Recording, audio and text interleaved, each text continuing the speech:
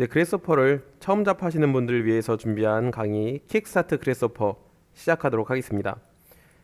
킥스타트 그래스호퍼는 총 6개의 챕터로 구성되어 있습니다. 우선 지금은 그 첫 번째 시간으로 그래스호퍼가 무엇인지 알아보는 시간이 되겠습니다. 그래스호퍼를 처음 들어보신 분들도 쉽게 이해하실 수 있도록 설명해 드리도록 하겠습니다. 구글에다가 라이노 그래스호퍼라고 입력하시면은 다음과 같은 이미지들을 보실 수가 있습니다. 그냥 그래스호퍼라고만 검색하시면은 이게 메뚜기라는 뜻이 단어이기 때문에 진짜 메뚜기가 나올 겁니다. 반드시 앞에 라이노를 붙여서 검색해 주시기 바랍니다. 이렇게 이미지들이 다양하게 나오는데 어떤 이미지를 하나 딱 확대해서 보면은 이렇게 배터리들, 그리고 그 배터리들이 연결되어 있는 와이어, 이렇게 구분되어 있는 것을 볼 수가 있습니다. 그래스호퍼 알고리즘은 이런 식으로 작성하는데요. 이렇게 배터리들을 연결해서 알고리즘을 구성합니다. 형태가 배터리인 거지 요거의 원래 이름은 컴포넌트입니다. 라이노에서의 명령어, 그래스호퍼에서의 컴포넌트, 같은 맥락입니다. 즉 이거 하나가 라이노에서의 명령어 하나라고 보시면 될 것 같습니다. 라이노는 700개가 넘는 명령어들이 있잖아요. 그래스호퍼도 마찬가지입니다. 700개가 넘는 컴포넌트들이 있습니다. 추가적으로 다음 챕터에서 아마 깔아볼 텐데 런치박스라는 추가적인 그래스호퍼 앱을 설치하면 컴포넌트들이 모여있는 그래스호퍼의 툴바 같은, 아니 라이노의 툴바 같은 그래스호퍼의 탭이 하나 생기게 됩니다. 그러면 이제 또 컴포넌트들이, 즉 명령어들이 추가되는 거겠죠. 라이노는 크게 두 가지로 구분해 볼 수 있어요. 라이노 파트와 그래스호퍼 파트, 이렇게 두 가지로 구분해 볼 수 있습니다. 라이노에서는 그래스호퍼의 화면을, 즉 작업 내역을 보여주는 거고, 그래스호퍼는 이렇게 컴포넌트들이 연결되는 과정을 캔버스에서 보여줍니다. 라이노 공식 사이트는 rhino3d.com입니다. 그래스호퍼도 마찬가지인데 그래스호퍼는 grasshopper3d.com이 공식 사이트라고 볼 수 있습니다. 여기 들어와 보시면 좌측 상단에 그래스호퍼가 무엇인지 영어로 써놓은 곳이 있는데 읽어보자면 Grasshopper is a graphical algorithm editor tightly integrated with Rhino 3D modeling tools라고 되어 있습니다. 즉 그래스호퍼는 시각적인 알고리즘 편집기라는 거고요. 특히 Rhino 3D 모델링 툴과 아주 직접적으로 연관이 되어 있고 통합되어 있다, 이렇게 되어 있습니다. 그래서 저희는 바로 이어서 알고리즘이라는 단어가 무엇인지 그것에 대해서 공부를 해볼 거고요. 여기 다운로드 탭을 눌러보시면 다음과 같은 부분이 뜨는데 라이노 4.0, 5.0 버전에서의 그래스호퍼는 플러그인으로 존재했었고요. 라이노 6부터는, 지금은 또 라이노 7까지 나왔잖아요. 즉 6와 7은 그래스호퍼가 안에 내장되어 있습니다.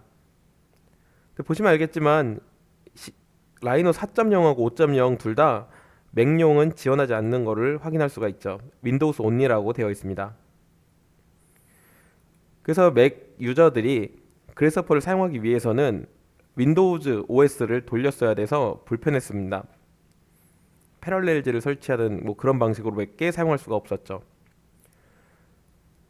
그래서 6부터는 그래스호퍼가 포함되어서 개발되었고 특히 지금 7일 경우에는 라이노용 그리고 맥용이 두 가지가 똑같은 기능을 한다고 보시면 될 것 같아요. 왜냐하면 가격을 바이라이노에서 한번 보시면 알겠지만 맥용 라이노와 윈도우즈용 라이노를 굳이 구분하지 않고 있습니다. 둘 다 같은 가격으로 판매를 하고 있습니다. 그래서 아마 라이노, 이게 2017년도에 나왔으니까 그 이후에 공부를 하신 분들이라면은 라이노가 아마 6.0, 그리고 최신 버전 쓰시는 분들은 7.0이 깔려 있을 겁니다. 그런 분들은 여기 보시면은 저기 그래스호퍼 명령이 여기에 녹색 메뚜기로 표현되어 있는 것을 확인할 수가 있습니다. 그래서 별도의 플러그인 설치 없이 그냥 커맨드에다가 그래스호퍼라고 입력하면은 이렇게 별도의 그래스호퍼 창이 뜨는 것을 확인할 수가 있습니다. 그럼 이제 이 알고리즘이라는 단어에 대해서 한번 알아보도록 하겠습니다. 알고리즘을 선 두 개로 표현한다면은 저라면 이렇게 표현할 것 같습니다. 흔히 마법 상자라고 하는 바로 함수죠. 이 마법 상자에는 무엇인가가 들어가고 무엇인가 나옵니다.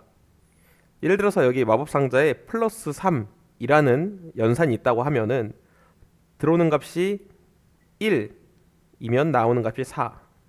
그리고 여기 10이 들어가면은 나오는 값은 13이 되겠죠. 그래서 이 마법 상자는 무엇이냐면 바로 알고리즘이라고 하는데요. 이 알고리즘은 그 위키피디아에 찾아보시면 이렇게 나옵니다. 문제 해결 절차라고 합니다. 단순히 그냥 복잡한 연산이 있다는 것이 아니라 문제 해결 절차로서의 연산이 들어있다는 거죠. 근데 우리가 지금 공부하는 알고리즘 에디터인 그래서퍼는 라이노의 플러그인, 아니죠. 지금은 라이노에 포함된 프로그램이죠.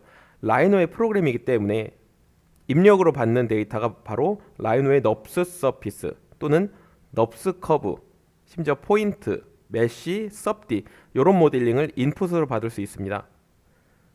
그래서 그래스퍼가 라이노에 들어가 있기 때문에 라이노의 장점을 이용해서 공면 모델링이 장점이 되겠죠.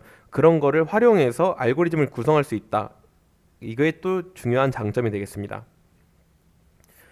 이때 알고리즘은 5가지 특징이 있습니다. 그래서 이 5가지 특징이 있으면 그것을 우리는 알고리즘이라고 합니다.